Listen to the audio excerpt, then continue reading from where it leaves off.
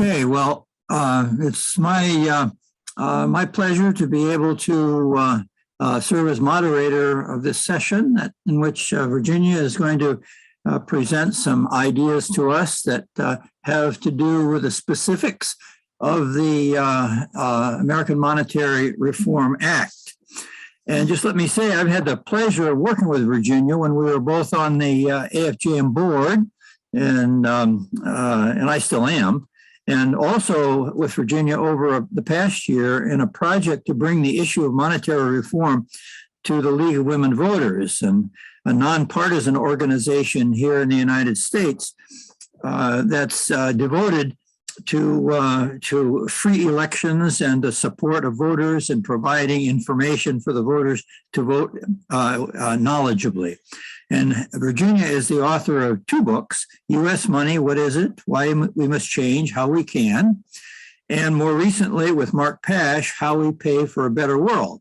And that last one is on her website, which is howwepay.us.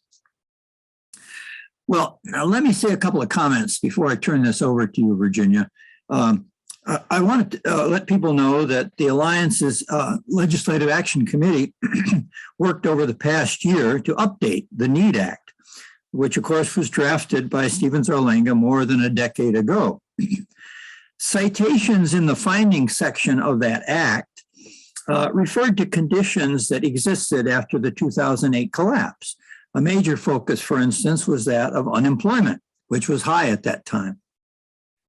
Thus, the name of the act, which was the National Emergency Employment Defense Act. Well, as the LAC worked on this more than a decade later, unemployment was not a major concern. So we rewrote much of the findings section, emphasizing contemporary issues like funding healthcare and addressing the slide toward environmental catastrophe, while also addressing the fundamental need for public control of the creation of money, as Zarlenga had done in the NEED Act. A few other changes were made, including correcting a reference, for instance, to a preceding law. We did find a couple of specific errors in the Act. A few other changes, they were minor. A few other changes were made, including, I already said that none of these editorial modifications affected the changes in law which the original NEED Act had called for. Well, as we did this, none of us on the LAC committee had legal expertise. We were unable to get input from some of the people who helped to draft the act originally, and we were reluctant to change provisions of the act which we did not fully understand. Our work took over 6 months and was presented to the AFJM board this past summer. Along with a summary fact sheet about it, the AMRA is now up on the AFJM website. About the time when the LAC presented AMRA to the AFJM board, Virginia let us know that she had been working on the wording of the act, trying to clarify certain features of it, and she will be talking about her work on that today. Now, when Dennis Kucinich introduced the NEED Act in 2011, the monetary system was not exactly a hot topic. The bill died silently in committee. As Ellen Brown pointed out yesterday, the situation is very different now. The monetary system is now being looked at by central bankers and others around the world. These conversations have increased our understandings of some of the issues of the monetary system that are relevant to AMRA. And I think we can look critically at AMRA without dishonoring Stephen Zarlenga's great legacy. It's very clear that his insights will remain central features of this act. Using information gained over the last decade, we can honor Zarlenga by using his fundamental contributions while seeking ways to improve the implementation of the features he put in the act. I appreciate Virginia's willingness to ask questions about the features of the act and to seek to make its wording clearer and more readable. And with that, it's all up to you, Virginia. All right. Well, thank you very much. I'm really happy to be here. I'm coming to you from beautiful Portland, Oregon, which is the traditional village sites of the Multnomah, Cathlamet, Clackamas, Chinook, Tualatin, Kalapuya, Molalla, and something like 200 other tribes. And you can see why they were here. Oh, it's not going to cooperate. Okay. So I'm going to repeat a little bit of what John said. You know, we had a wonderfully full day of being up there in the philosophical and idea realm, and the law is where the rubber hits the road. So my time, if I'm bringing you into the kitchen where we're doing the cooking to have the meal, and I, as many people have said, I mean, I wrote about the pressure we're under, but also the possibilities that we face. Change is happening, and of course we want to play a significant role in the direction of that change. What I'm doing here today, I am introducing taking a fresh look at writing the law, and did want to acknowledge the Alliance for Just Money group that has been working on perfecting that law and has said they're ready and willing to make another pass at this. And we're also hoping for some fresh eyes in this. Ideally, it'd sure be nice to have some people who do really understand the law, so that we can come to those pieces with a deeper understanding.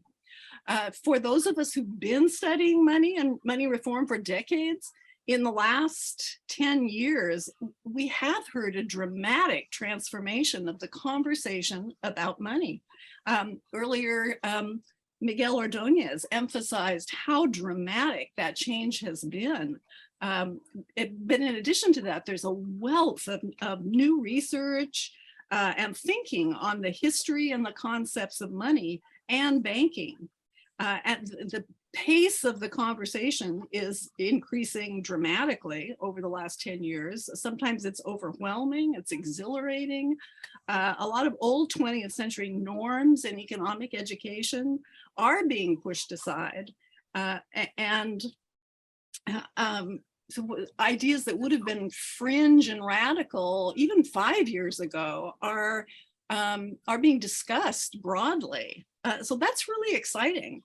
I also think people are ready for change. In the last, after COVID, what we're hearing a lot is that people, I mean, we already in the UMRA changed from the Fed's goals of maximum employment. We changed that to satisfactory and sufficient employment, because part of the I don't know what you would call it, the moment, the thinking of the moment, more and more people are saying, no, I don't want to work 24/7. I want my work and home life to be in balance. So it's another reason why really shifting focus from maximum employment, which is what the Fed system requires, to wanting satisfactory and sufficient employment is a really important thing to do.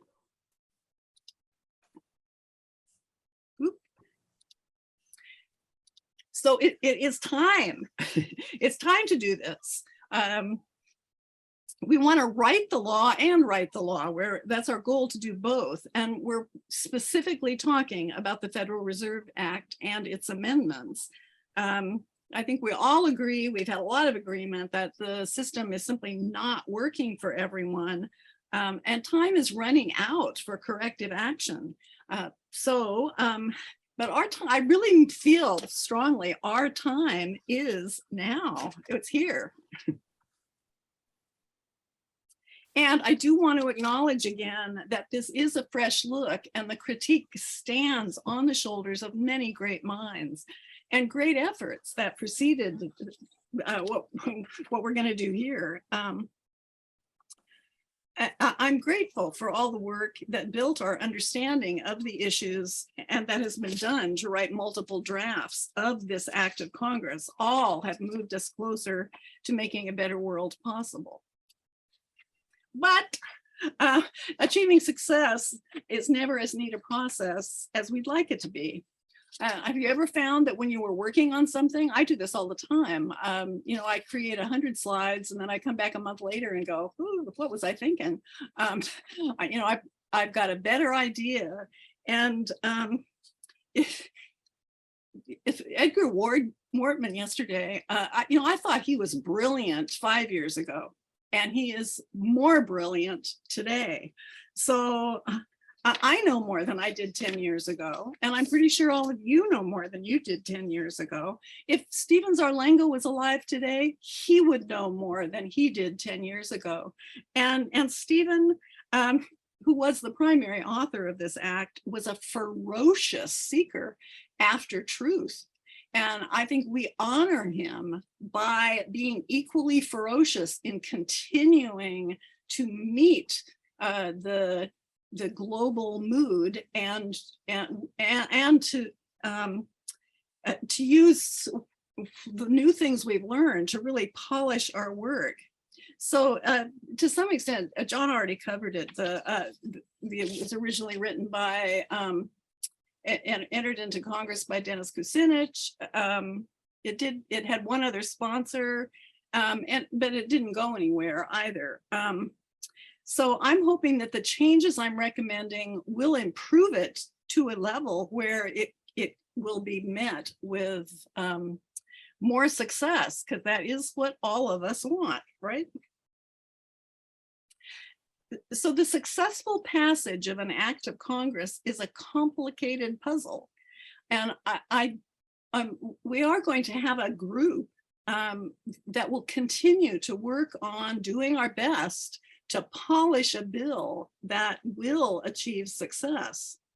And what I'm doing today is introducing some concepts that we have to agree on in order to really move forward effectively with a written law that we can promote with all our hearts and minds. And I raise a lot of questions throughout the presentation. I like questions. I don't have all the answers.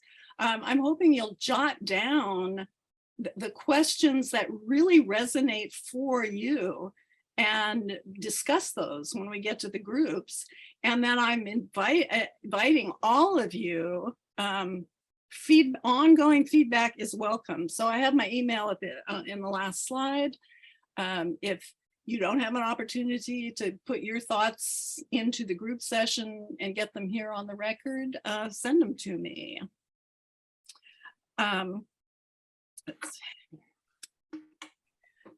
So we're gonna, what we need to do is to establish agreement on our definitions of money and on the goals we want to achieve and the features of a money system that would contribute to achieving those goals.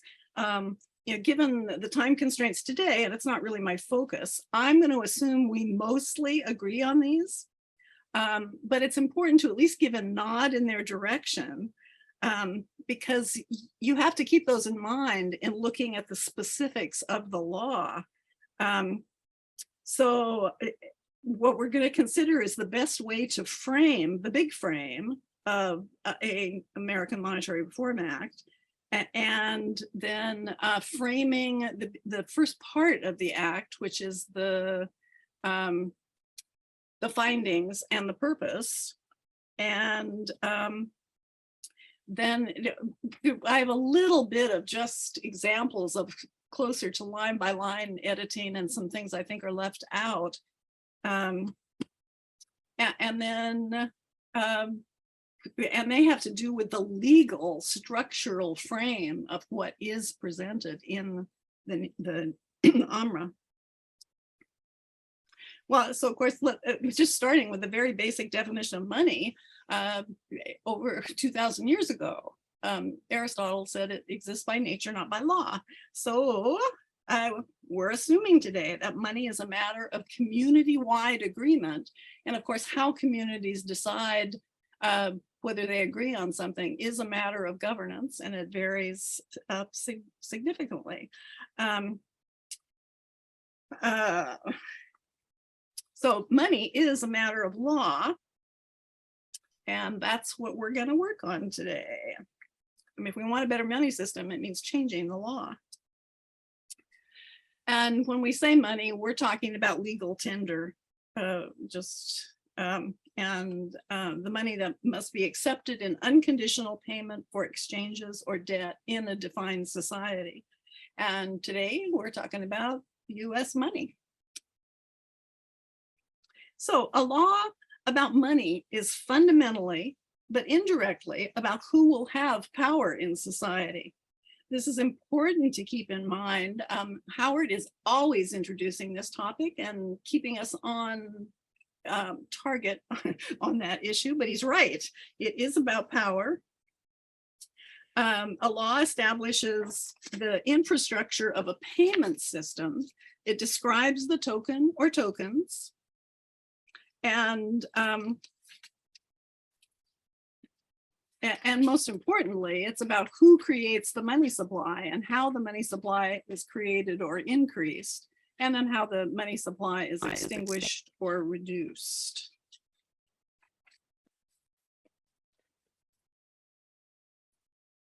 So the law also establishes the infrastructure of a payment and settlement system. And of course, the most important question, not a key question, is how is the money first introduced into the economy? And then more technical issues are how is money transferred in an exchange? What is the infrastructure of the payment system? What's the ultimate settlement asset and the system of settling that system of transferring? And then what is the role of government giving, taxing, spending, and lending in the circulation of money? So our system today was made law by the Federal Reserve Act, first signed in 1913. It's been amended several times according to the Fed and 200 times according to Wikipedia. So the Federal Reserve Act says, the initial one, that it is an act, quote, to provide for the establishment of Federal Reserve banks. So that Federal Reserve banks are about the settlement of transfers between banks. It is to furnish an elastic currency, which in other words is to create a money supply that can grow or shrink by making loans to the public and in response to the needs of society. It is to afford a means of rediscounting commercial paper. And that's about the central bank's ability to make loans to its member banks, which also creates money in the same way that the member banks create money for the public. And it's to establish a more effective supervision of banking in the United States and for other purposes. I mean, we've all given presentations on how ineffective they've been at achieving these goals. So the law we have now, the Federal Reserve Act, in essence, what that act does is it subcontracts the privilege and power of money creation to the private banks. It establishes a debt credit money system carrying a burden of interest that systemically transfers wealth from the many to the few. And it establishes a central bank to serve this system's settlement, oversight, and stability needs. That last is an important one. That's a lot of what the Fed does is try and keep a system that is intrinsically unstable, stable. So in 1977, the act was amended and the Board of Governors got a new mandate. And their mandate since then has been to promote effectively the goals of maximum employment, stable prices, and moderate long-term interest rates. And as other people have noted, there's nothing whatsoever in there that says use the money system to support the overall well-being of society. Well, so what do we want the money system to promote? If we're looking, what are the goals, our overriding goals? And I don't think you can do any better than the way they're stated in the Constitution. You know, we, the people of the United States, in order to form a more perfect union, establish justice, ensure domestic tranquility, provide for the common defense, promote the general welfare, and secure the blessings of liberty to ourselves and our posterity. I think it serves us too to refer back to this, because I do think that as our overriding goals, it is relatively easy to get people to decide, yes, I agree with that. So what do we want the money system goals, the mandate of our money system to be? This is what will go in the purposes section and what should be emphasized. I would say we want a level playing field. We want to eliminate the privilege that some people have in this existing system. We want a safe money with a steady value. We want a stable economy without booms and busts. And we want a system that enhances and supports a democratic Republican form of government decision-making. I used to always say just democratic. I mean, my name of my company is Great Democracy, but so often the propaganda against even democracy is so rampant and effective. I've taken to saying a democratic Republican form of government. So nobody is thinking I'm biased. And we want to enhance and support sustainability, the common good and broad prosperity. When our money system has all these features, it can be called just money. It's just because it is fair to all, and it's just because it is just money with no debt or systemic wealth transfer involved. So as we proceed and look at possible legal structures and boundaries for a desirable money system, if you find you disagree with strategies and specifics, check to see if you disagree with these foundational assumptions or with the actual recommended strategies, because certainly we can all want a safe and steady money system with a steady value, but we may have different ideas about how to make that happen. And I think it's helpful to distinguish between whether you're in agreement on the goal or and differing on the strategy, or you really don't agree with that goal.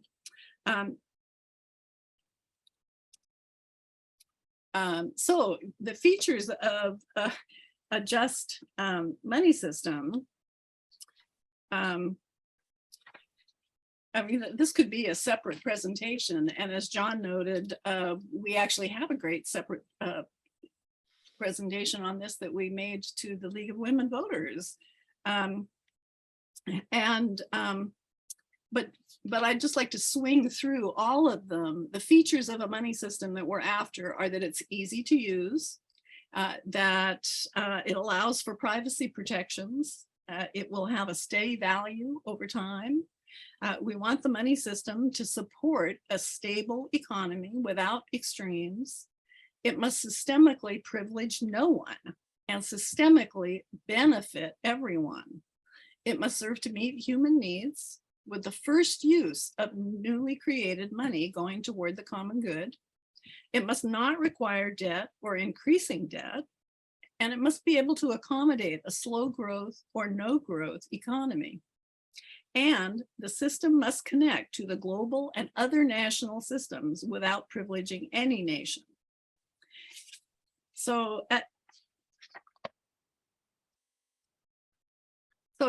have just a few questions. I highlighted actually in bold ones I thought there may be some disagreement over, or at least a need to have some conversation about it.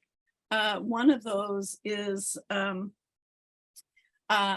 should we have a goal of an absolutely steady value? I mean, and even what would that mean? Would that mean we want the value to be aim for plus or minus 1 or 2%? I know we have people who think it's dangerous to have any allowance for going into the negative. And my one question I would have is that attachment to that 2% inflation a holdover from the current debt credit system, in which having that steady devaluation of the dollar is an important element? And then I just wonder, has somebody modeled the impact of what a mild, maybe a 1% deflation would do? Once we're in a just money system, could we handle with comfort, that staying plus or minus in that realm? I think there may also be an issue around, should first use of national newly created money be used for the common good? There's probably no disagreement here. I think we're all on that page. But one of the arguments about allowing the private bankers to create our money is that it offers a broader distribution. I mean, interestingly, when the Federal Reserve was written, one of their goals was to more broadly distribute the power of creating money and to equalize the creation power between local and rural banks and the bigger Northeastern corporate banks. I mean, obviously that didn't work.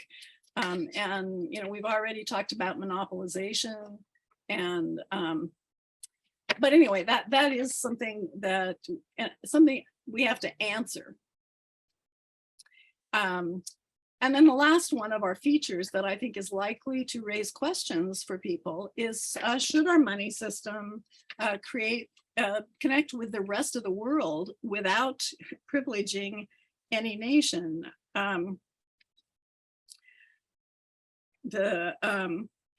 Today, the dollar is preeminent. We have privilege and power that nobody else has. This again may be a significant sticking point, in that there are a lot of Americans who believe American exceptionalism is our destiny. And they interpret that to mean we should have a power to dominate others and to make decisions for the rest of the world. And certainly it gets carried to believing that it's okay for us to exploit and degrade other places if it supports our achieving our great exceptional destiny. I think it's easy to make an argument, as actually we heard this morning, that a more perfect union really requires collaborative partnerships rather than domination. But again, a clear argument, I think, helps us. So let's assume that our purpose today, that we agree on a working definition of money, and we share the goals, mandate, and features of a just money system. We know what we want. Now what the question is, what must be in that law to establish the system, this just money system that we want? So these are we seem to, over the years, vary how we write the three legs of the stool. But in essence, they are all the same. We want Congress to create the money, and we want money created as a national asset, and nobody else gets to create any money. Okay, so these are just some questions that come up for me. How could a public banking system be part of a just money system? Ellen Brown touched on that a little bit. How could alternative local or quasi monies have a place alongside a national legal tender? Edgar certainly argued, I thought persuasively, for allowing quasi monies and just to be used at your own risk. Then we're going to switch gears for a moment. We want to change the money system. So to be sure that we have considered all the important elements, I want to just quickly go over the main components of any money system. So this is what must be included in a law that defines and prescribes the money system. So what's absolutely necessary, what belongs in other laws or belongs in laws about policy, and what are the functions that must be addressed in the law. So the first and foremost important functions of money are who and how the money is added and subtracted from the supply. I think that point has to be step by step crystal clear in the law that we create. Then there is the question of who will regulate the value and determine how much new money can be created. Someone has to assure the integrity and safety of the system.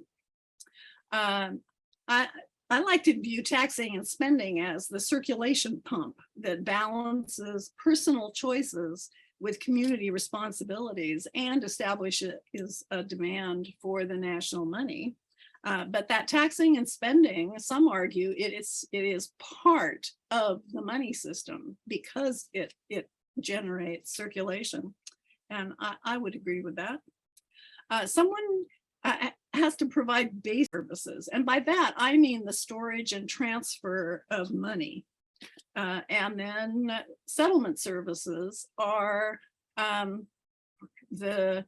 service that is provided when groups are trading money back and forth.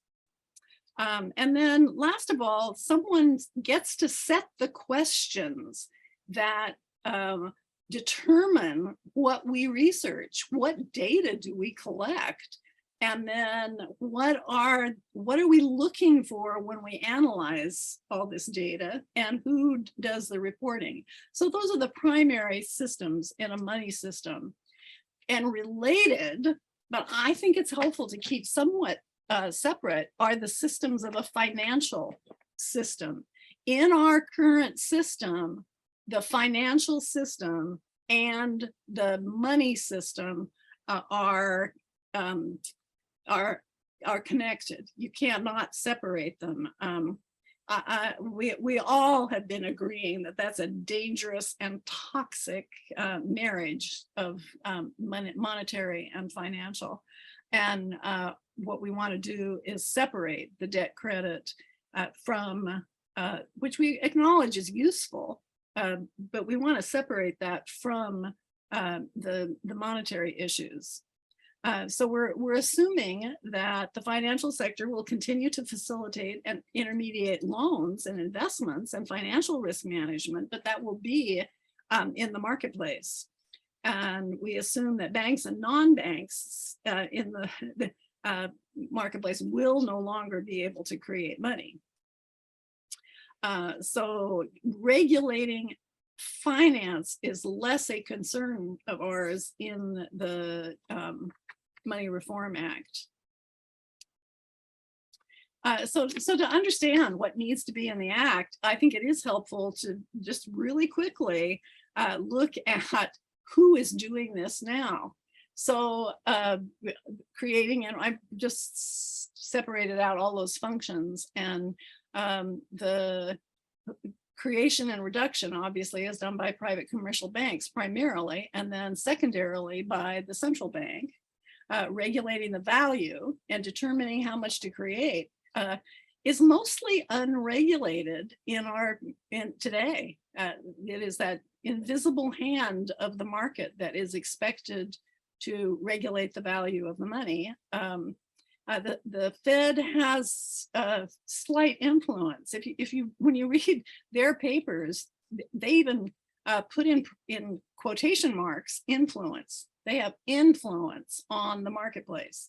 And what I've noticed in reading what they write recently is that they've kind of increasingly been saying, this is really frustrating and stressful because we don't have, our influence isn't very great. Currently, the federal central bank and regulatory agencies, there are 44. maintain the integrity and safety of both the banking and financial system. And then the circulation pump is Congress, which authorizes giving, taxing, spending, lending, and then Treasury and the executive department implements whatever Congress authorizes. So basic banking services, I do know that what we've been seeing in the last couple of years is people defining banking as the creation of money out of debt credit.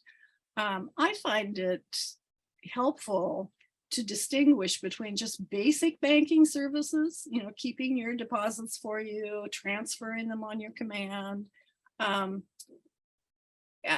then genuinely intermediating between savers and borrowers to be a more helpful frame. So I have separated those here. By basic banking, I don't mean money creation.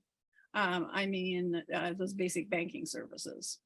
And settlement services are currently provided by the central bank, and by increasingly private commercial entities are entering the settlement service sphere. The research, data gathering, and reporting is done by the federal central bank and lots of other people. So questions that come up for me when I look at this is, how will blockchain technology change the execution of transaction and settlement services? Will we still need a central bank providing settlement services? Or if we have central bank digital currency, is that just a technological change? Or is that a systemic, conceptual or structural change? And how could that central bank digital currency fit in a just money system? And other people have addressed that elsewhere. If blockchain technology eliminates the need for interbank transaction services, well, then who's going to oversee the safety of the blockchain?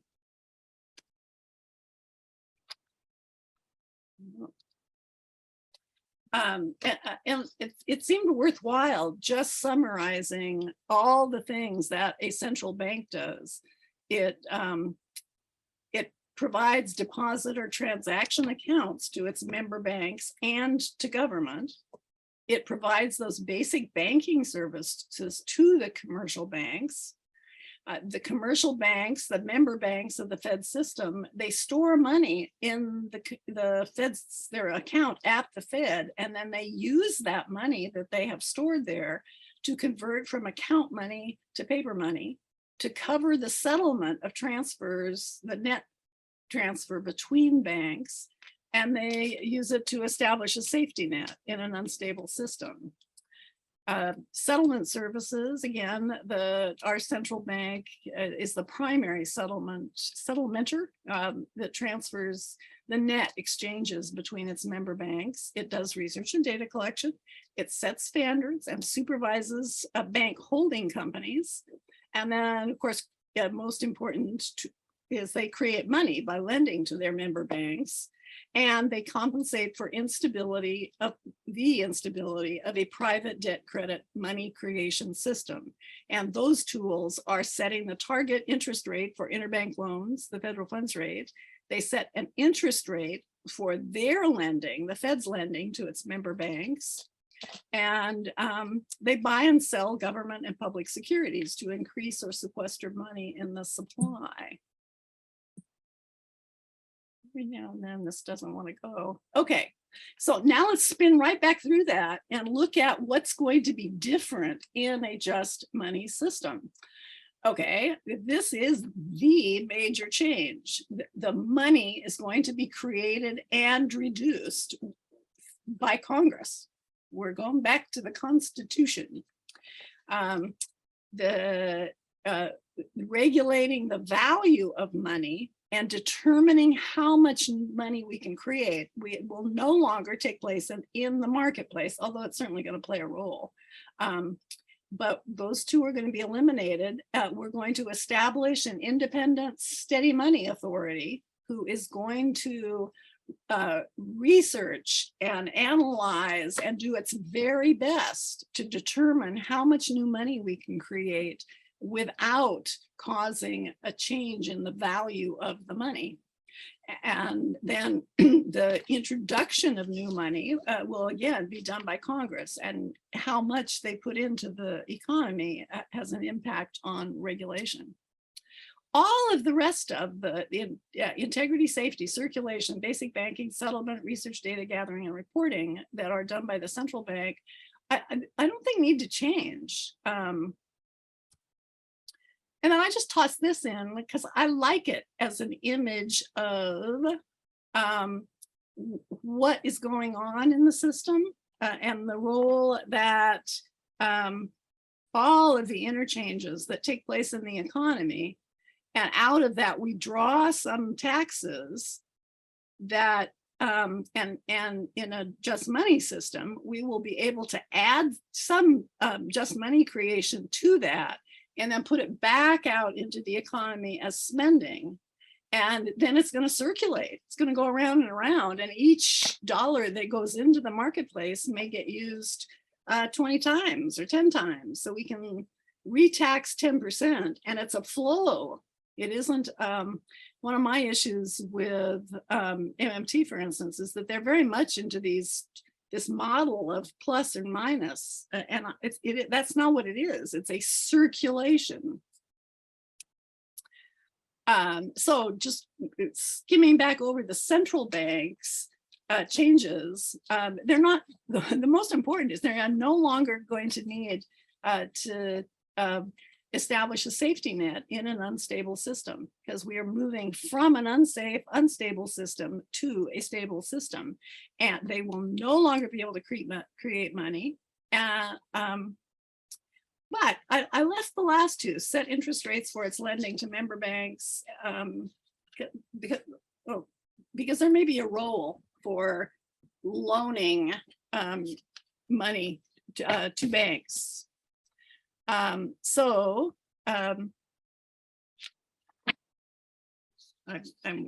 to take 1 minute to find where I am in, been ignoring my notes.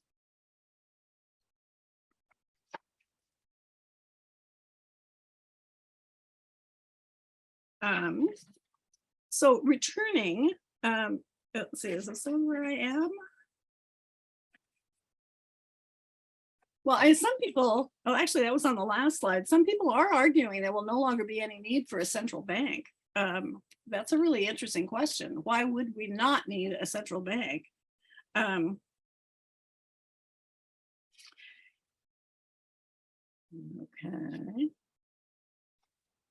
Yeah, actually with that, hold on, I'm going to go back just for a minute. Some of the questions that remain are, will the government still need a banker? Who and how will settlement between banks take place? Will the central bank or a new monetary bureau do the research and data collection done by the Fed? Who will set the standards and supervise the bank holding companies? Is that going to just move into Treasury? Or will that be done by the Monetary Bureau, or will it just go out to other agencies that already do some of that?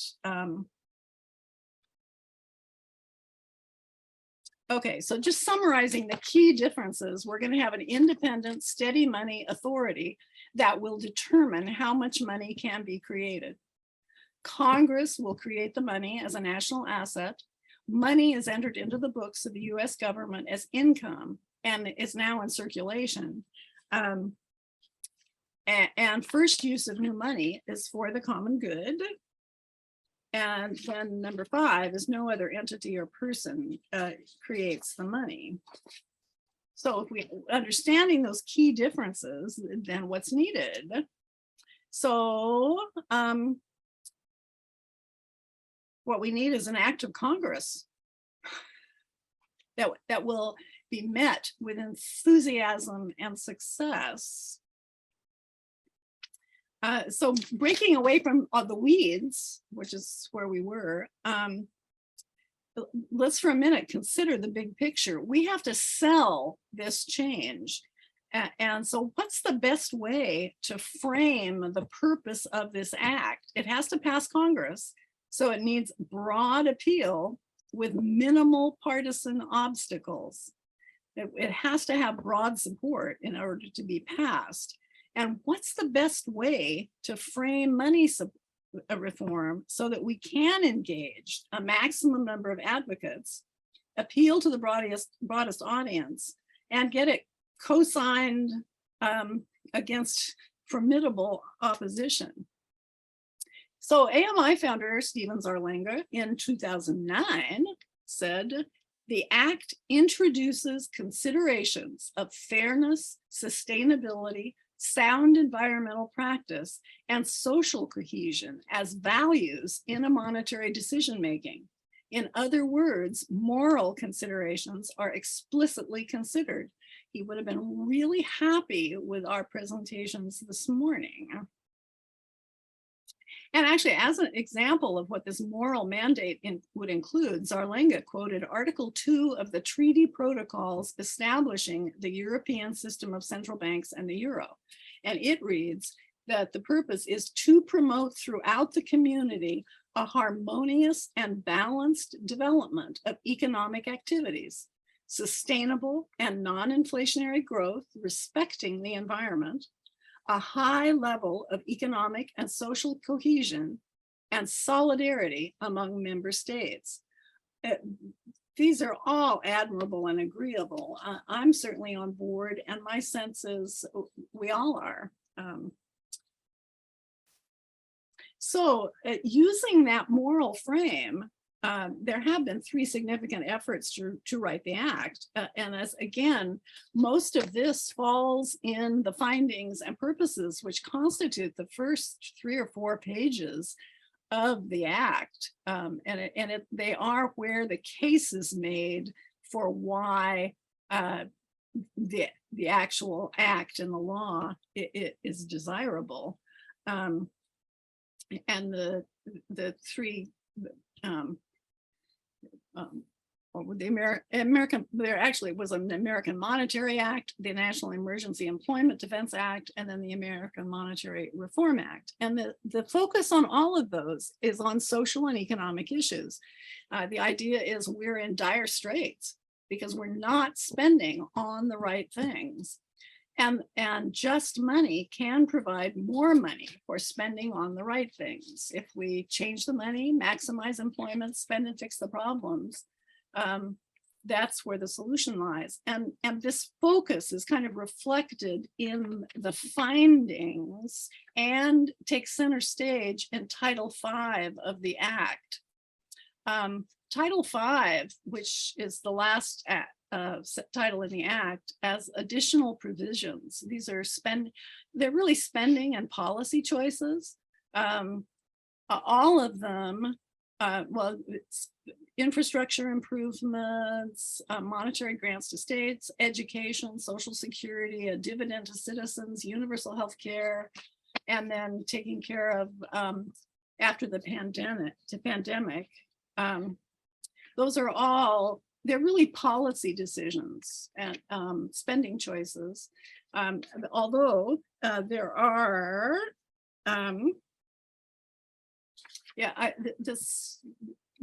that section raises some questions.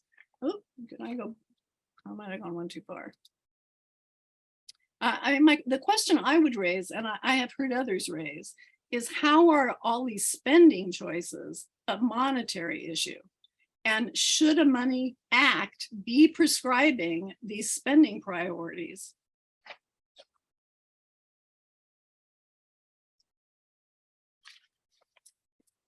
And that section also included the FDIC.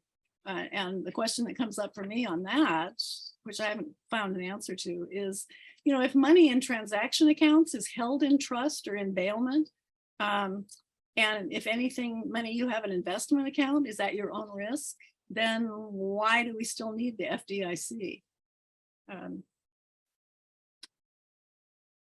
And the third thing in that section 5 that is question that certainly raises a big issue is, should the act include a limit on interest?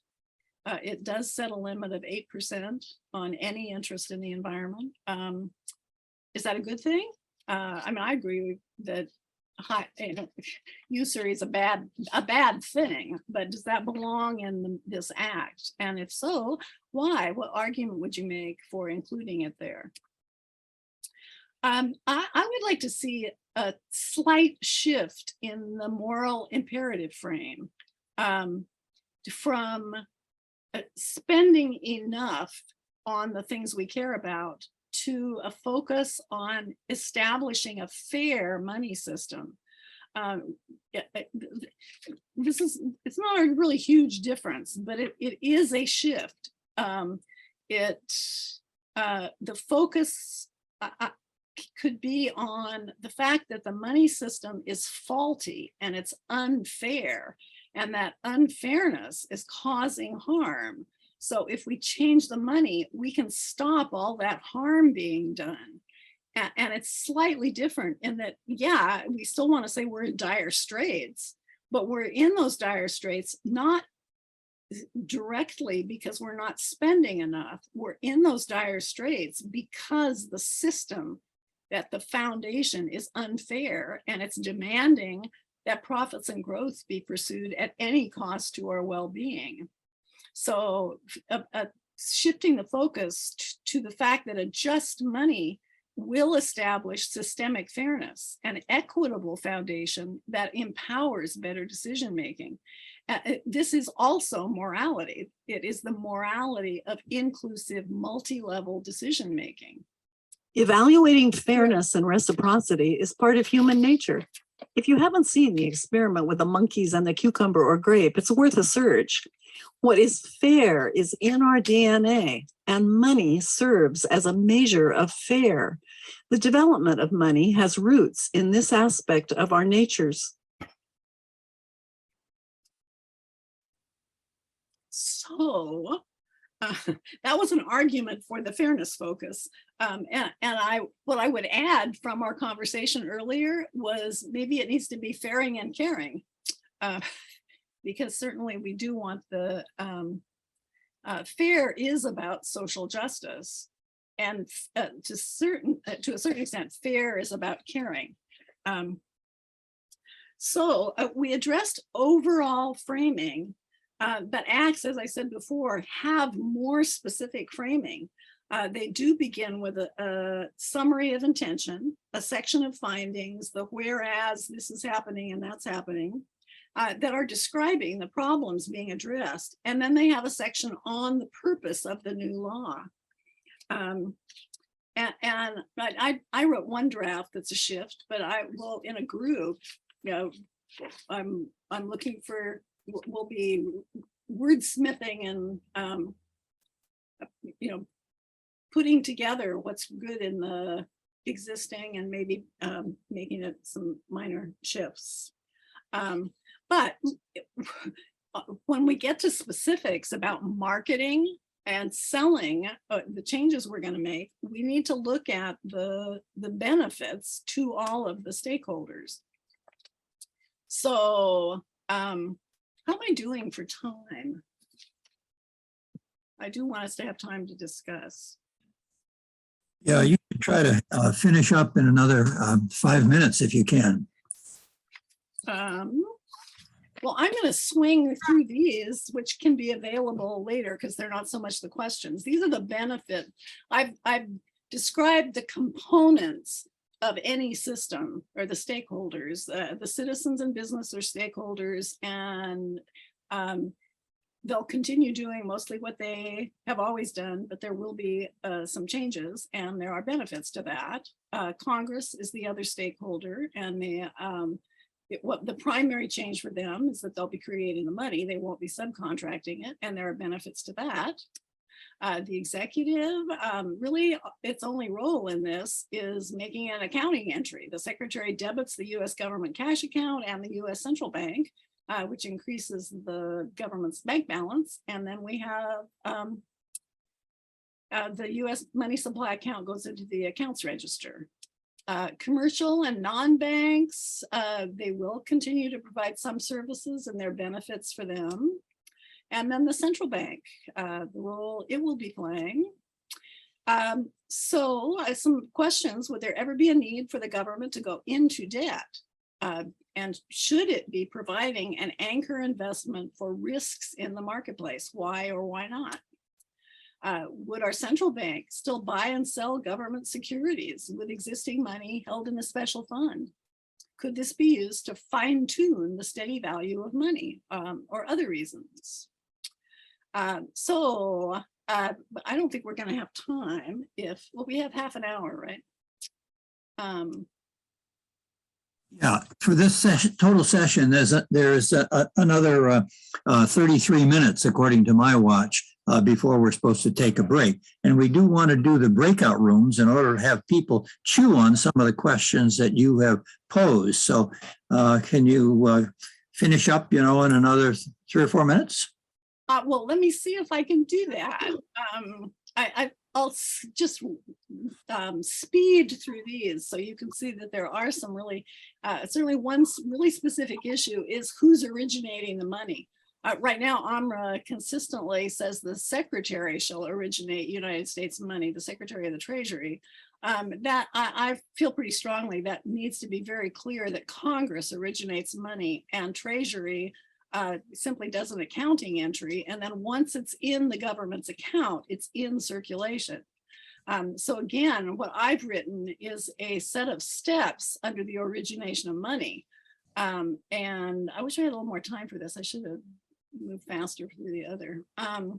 Anyway, that step one, the determination of how much money can be created and keep the value steady, shall include in the first year a 3-year running average of the deficits that have been run by the government, and then the amount required to pay off the U.S. debt maturing in the coming year, and any amount that can be added to improve the general well-being for which there are adequate sustainable resources and workforce capacity to use these funds without causing inflation or deflation.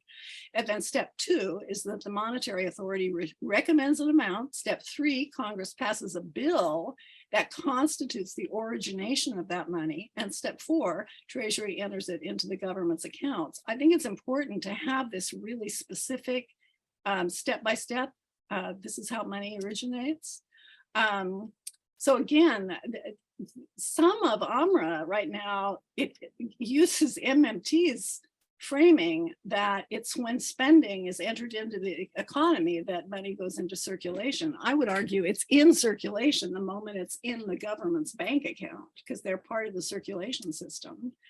And then I have also added that when we're figuring out how much money, I think there we can have a set of priorities of one, the annual total of new money created. First use will be to pay off government debt that is due in the coming year. And of that remaining new money, this is one thing I'm really interested in hearing what everybody has to say.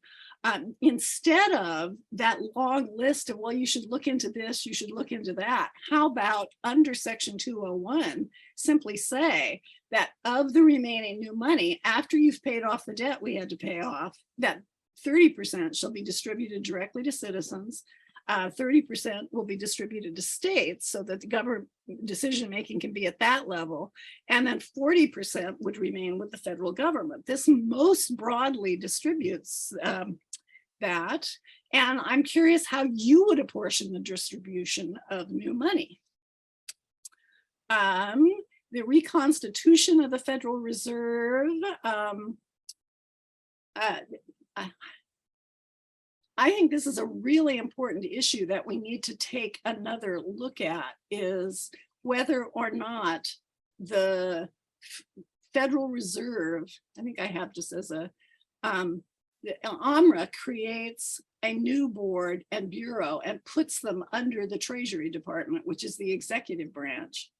And there's nothing about a central bank right now in UMRA, and that seems like a critical oversight. So it seems important to establish a U.S. central bank in UMRA. And then my question for everybody is, why not keep the structure of the Fed as it is instead of moving it into the executive branch under Treasury? It's already independent under congressional oversight. So divide it up, put the central bank in Treasury or not, change its name to the Money Bureau and the Steady Money Authority, and change its ownership to public, and then change its mandate to maintain a steady value money. So I'm curious what you think about that. I also would change the constitution of the membership, but that's not as important. And then I think what really needs to be in this act is a clear description of the process that will convert the deposit liabilities of the commercial and Federal Reserve banks to public asset money. I know, I mean, I participated in groups where we read through this and all of us puzzled over it, and it's still no clearer to me. So step by step by step, you know, literally what entries are you going to make in the accounts? So again, for Title V, if we leave out all those spending priorities, is it adequate to give that basic division of the new money into the 30, 30, 40, and then just let citizens, state legislatures, and Congress decide the specifics? Okay, I'm going to go. Oh, no, I went too far. I am going to wrap up. So I'm asking too that you forgive my errors. I make no claim to knowing everything. I'm good at asking questions. And then this just amused me in reading The Rules of Double Entry Bookkeeping by Luca Pacioli, which he wrote in 1494.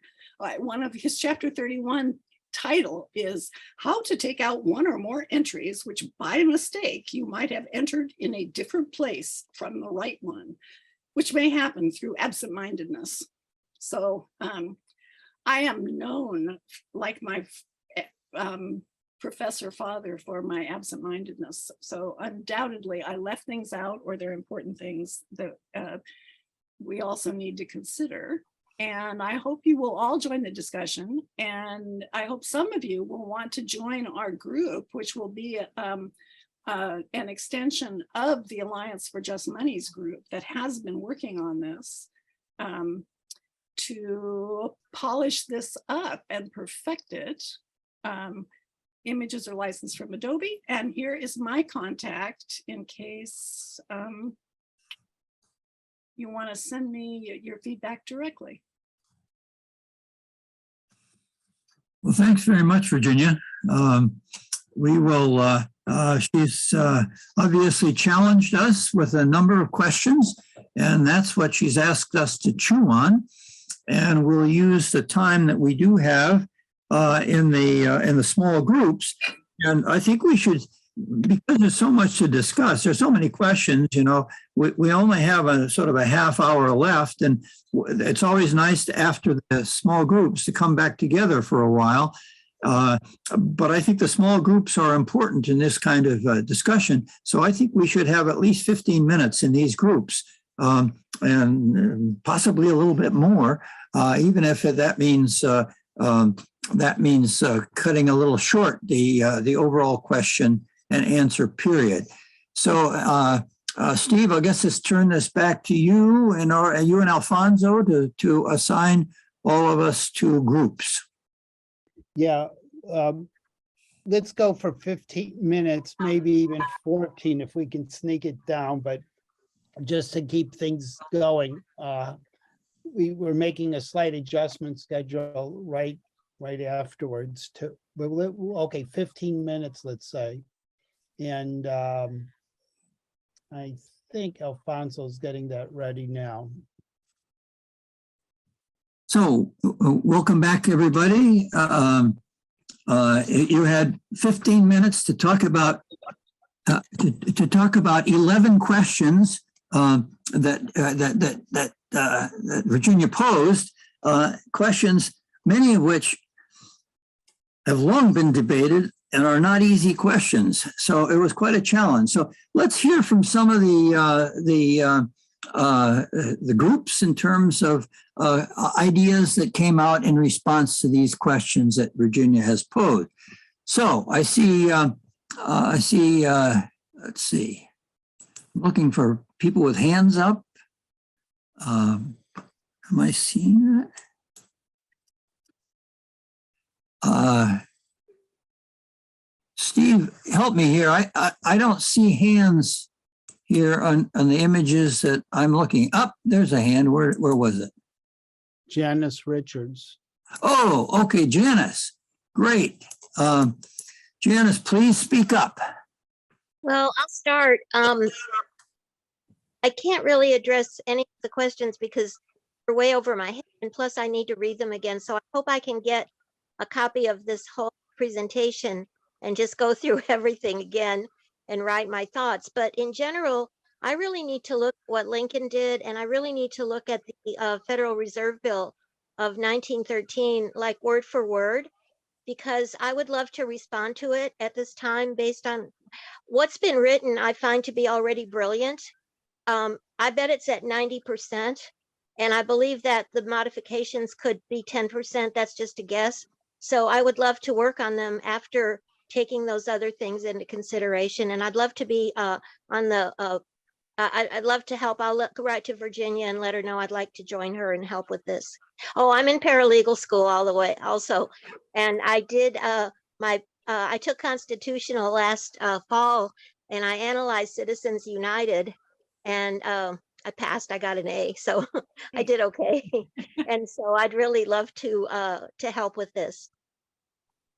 Yeah, yes, I think you will be very welcome in that group.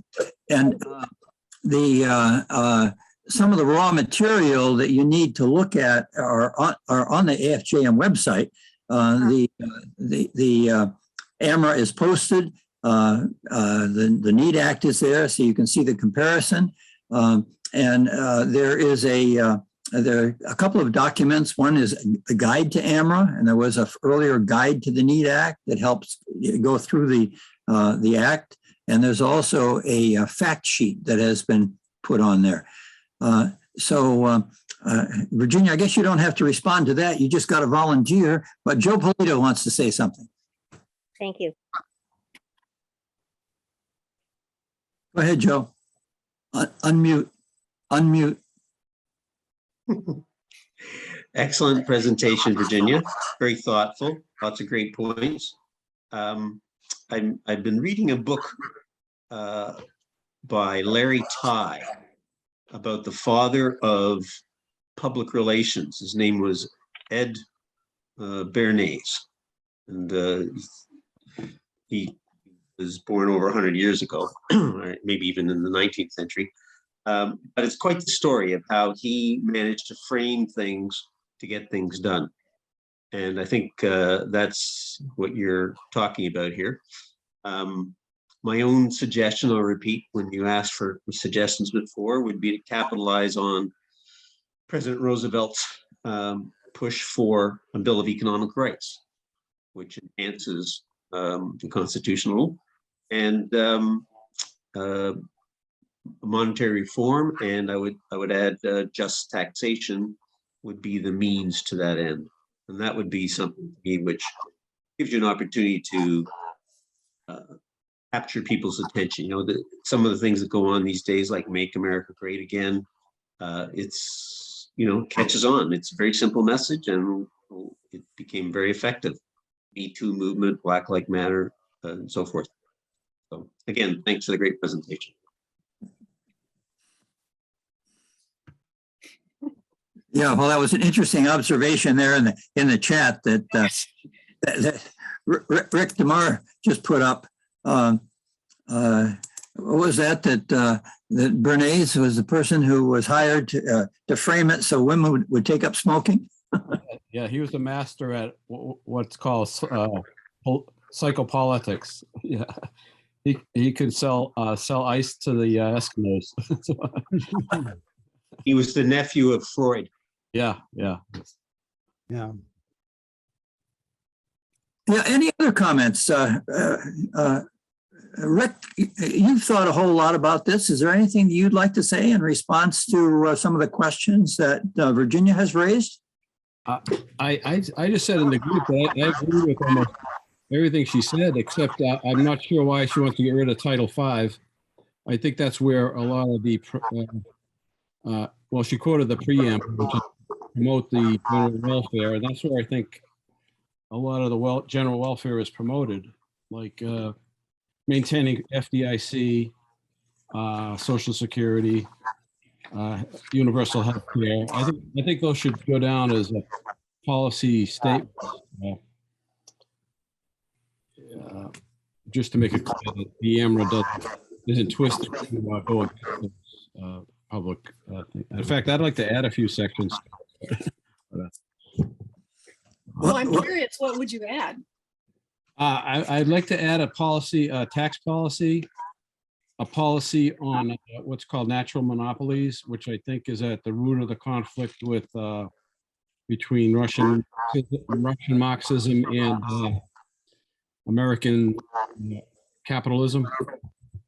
And I'd like to add one other one on what I call interim action. Like if this act takes too long to pass, I just want it to be known that we shouldn't be held hostage here for years.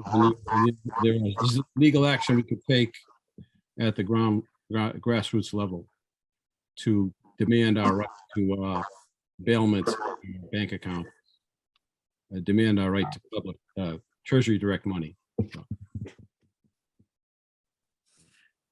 Well, one of the things that I think Virginia has raised, and it has come up in other discussions, is once the money supply is determined not by banks, but by the government, as Virginia pointed out, the government has a responsibility for either increasing or decreasing the money supply on both ends. And what that sort of suggests is that a full treatment of this monetary issue involves both taxation as well as money creation. Right. So it raises a question about whether or not a full proposal for monetary reform doesn't have to address that other end of things. And I see a hand up there from Bo Young. So how delightful to see you. Hi, so good to Short be question. here.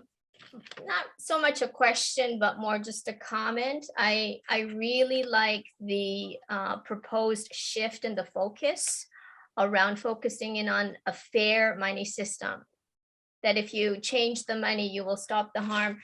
There's something about that will make it easier to pass. You're not going to get as much resistance for people on different parts of the spectrum that may not agree with the certain spending choices in Title V.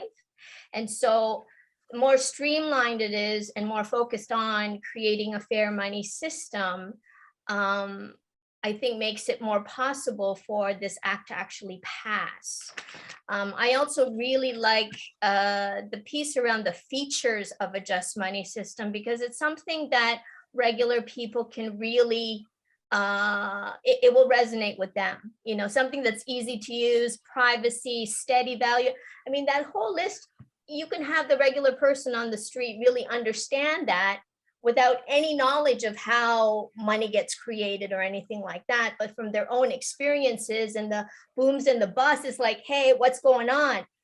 I, as a regular person, I don't need to know all that stuff that happens with everything, but hey, something's off. And so that has a really broad appeal that I really, really like. Just makes it much more accessible. Thank you. Thank you, Bo Young. We've got, we're at break time, and but we'll give a last quick word, just a real quick word from Mary, and we'll see how it goes. Right. I raised my hand because what Bo Young said resonates very strongly with me, and I was considering bringing up, Virginia, your excellent idea to focus more on fairness. I wondered if anybody else here thinks that the concept of fairness is a little bit general, and is it okay or a bad idea to say in a bill like the one you're crafting, to say we need a money system that is self-distributing rather than self-concentrating. To me, that is kind of the nutshell of fairness, but it's much more specific to the object of the game here. So just throwing it out there for people to consider. Say it Maybe- again. Self-distributing and what? Yeah, Versus- that automatically recirculates rather than automatically concentrating resources. Automatic self-concentrating. You say less discriminatory. We can put it in the chat. Adrian, real quick word, we're into the break time by 5 minutes now. Well, okay, quick word. The assumption seems to be that the Congress, the authority is being put into the hands of Congress, and it strikes me that I wouldn't want the current Congress to have that authority, and I think that in isolation, monetary reform, well, it has many implications and consequences, and one of them is a larger reform movement that deals with the problems we have with Congress and political misrepresentation and all of the rest of it, gerrymandering, corruption in government. Unless those things aren't addressed, or unless monetary reform isn't part of a larger movement that includes those things, then I think it'll be difficult to put it all together. Good comments, Adrian, and well noted. And AFJM will have to double down on its work with Move to Amend, obviously, and maybe some other groups.